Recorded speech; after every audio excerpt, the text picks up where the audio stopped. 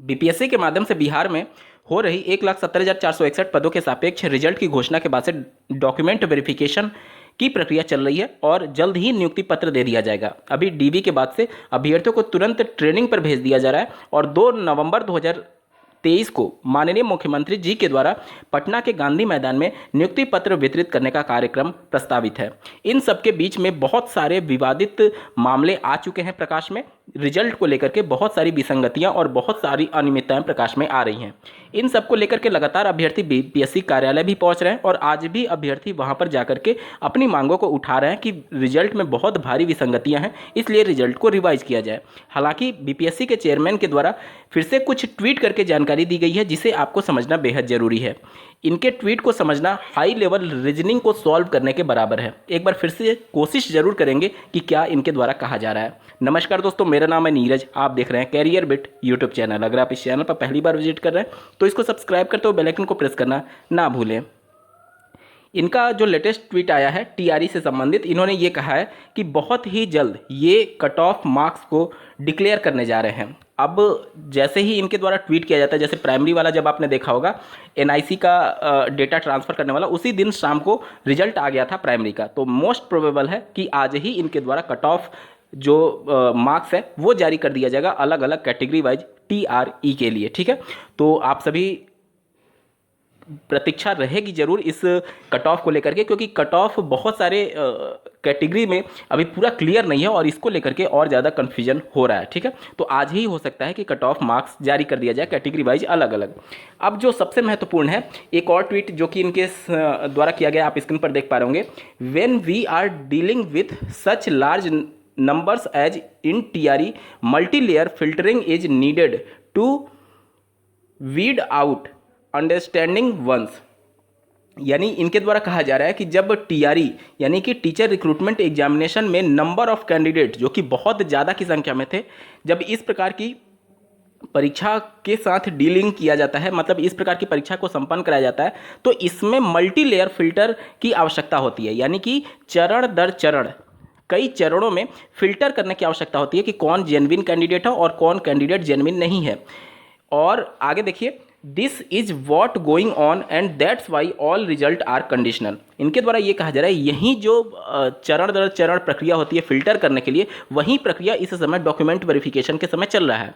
Mainly जो अभ्यर्थियों को प्रॉब्लम है वो प्राइमरी के रिजल्ट को लेकर के है, क्योंकि प्राइमरी में ही सबसे ज़्यादा कैंडिडेट हैं। बाकी माध्यमिक और उच्च माध्यमिक में आप देखेंगे तो जितने पद थे उससे भी कम कैंडिडेट हैं, तो उसमें तो कोई विवाद ही नहीं है। विवाद जो है वो पूरा प्राइमरी को लेकर के है और इसमें इनके द्वारा यही कहा गया कि मल्टी लेवल पर फिल्टरिंग का प्रोसेस चल रहा है और ये जो अभी डॉक्यूमेंट वेरिफिकेशन हो रहा है, बच्चों को ट्रेनिंग पर भेजा जा रहा है, वो भी फिल्टर का ही एक प्रोसेस है, उनके द्वारा बताया गया है।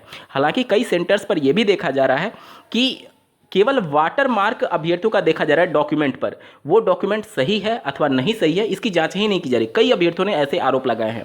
अब मान लीजिए कोई अभ्यर्थी फेक डॉक्यूमेंट अपलोड कर दिया बीपीएससी की वेबसाइट पर, तो वो वाटर मार्क लग करके आ जाएगा। वहां पर डॉक्यूमेंट वेरिफिकेशन के समय केवल वाटर मार्क ढूंढा जा रहा है, तो इन सब को लेकर के अभ्यर्थियों को संदेह है। अब हालांकि इन सभी चीज़ों पर उनके द्वारा अभी कुछ भी नहीं कहा गया। देखिए आगे क्या बोला गया, the result all result are conditional, यानी जितने भी रिजल्ट हैं वो सशर्त है, मतलब कि अगर भविष्य में अभ्यर्थी गलत पाए जाते हैं तो उनको सिस्टम से निकाल दिया जाएगा। आगे पढ़िए, any vacancy arising out of this filtering will be filled by one और मोर सप्लीमेंट्री रिजल्ट्स। यानी कि कहा यह जा रहा है कि इस प्रकार की वैकेंसी जब फिल्टर आउट किया जाता है तो एक और एक से ज़्यादा सप्लीमेंट्री रिजल्ट जारी किया जाता है। यानी कि संभावनाएं हैं कि इसके संबंध में दूसरी लिस्ट भी जारी की जा सकती है और अगर सीटें नहीं भरती है तो तीसरी लिस्ट भी जारी की जा सकती है। इसका मतलब यही हो रहा है। ठीक है, अब यहाँ पर इनके ट्वीट से क्या ये अंदाज़ा लगाया जाए कि सेकंड मेरिट लिस्ट आने जा रही है या फिर इस वैकेंसी को आगे कैरी फॉरवर्ड कर दिया जाएगा। देखिए यहाँ पर सप्लीमेंट्री रिजल्ट की बात की गई है उनके द्वारा। जो रिजल्ट जारी किया गया है उसमें सप्लीमेंट्री यानी कि अलग वैकेंसी की बात नहीं कर रहे हैं। यानी इनके ट्वीट से ये बातें स्पष्ट हो रही हैं कि सेकंड मेरिट लिस्ट आ सकता है। आपने मीडिया में भी खबरें देखी होंगी। दूसरी मेधा सूची की बात की गई है। मेधा सूची को अंग्रेजी में मेरिट लिस्ट कहा जाता है। ठीक है, लेकिन इन सभी चीज़ों में जो अभ्यर्थियों को संदेह है वो तो कभी दूर ही नहीं हो पाएगा। संदेह ये है कि रिजल्ट में बड़े स्तर पर गलतियां हैं।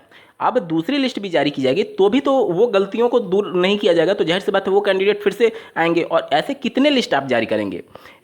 सबसे अच्छा तो ये होता, अगर आप इस प्रकार से फिल्टर करना चाहते हैं तो ये प्रोविजनल रिजल्ट देते, ना कि फाइनल रिजल्ट देते। इसमें कम से कम आप 1.5 से 2 गुना अभ्यर्थियों को बुलाते और 1.5 से 2 गुना अभ्यर्थियों को आप ऊपर से जो जेन्युइन कैंडिडेट है उनको फिल्टर आउट कर देते और जो जेन्युइन नहीं है उनको सिस्टम से ही पूरा निकाल देते, मतलब कि इस प्रोविजनल लिस्ट से ही निकाल देते।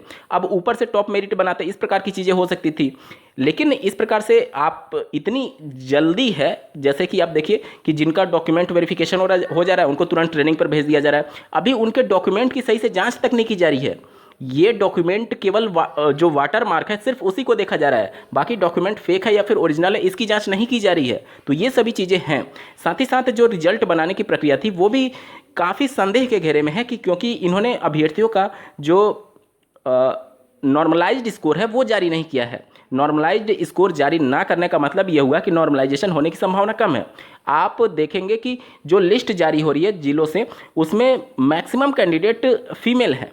देखिए यहाँ पर फीमेल को 50% रिजर्वेशन है, और अगर 100% सीटों पर भी अगर मेरिट के आधार पर फीमेल चली जाती है तो वो संवैधानिक ही होगा। लेकिन इसके लिए लीगल प्रोसीजर अपनाना बेहद जरूरी है कि महिलाओं का पेपर अलग हुआ था जिसका लेवल थोड़ा सा आसान था पुरुषों के पेपर की तुलना में। तो जब आपने डिफिकल्टी लेवल अलग अलग रखा तो जाहिर सी बात है आप समानता के अधिकार का हनन कर रहे हैं, और इसके अंतर्गत आप लिंग के आधार पर डिस्क्रिमिनेट कर रहे हैं। इसलिए ये सीधे तौर पर भारतीय संविधान के प्रावधानों का उल्लंघन है, और इसलिए इस रिजल्ट को असंवैधानिक करार दे दिया जाएगा अगर ये मामला कोर्ट में जाता है और अगर सही तरीके से पैरवी की जाती है। क्योंकि नॉर्मलाइजेशन अगर नहीं हुआ है तो जाहिर सी बात है ये सभी चीज़ें गलत ही होंगी भविष्य में भी जा करके।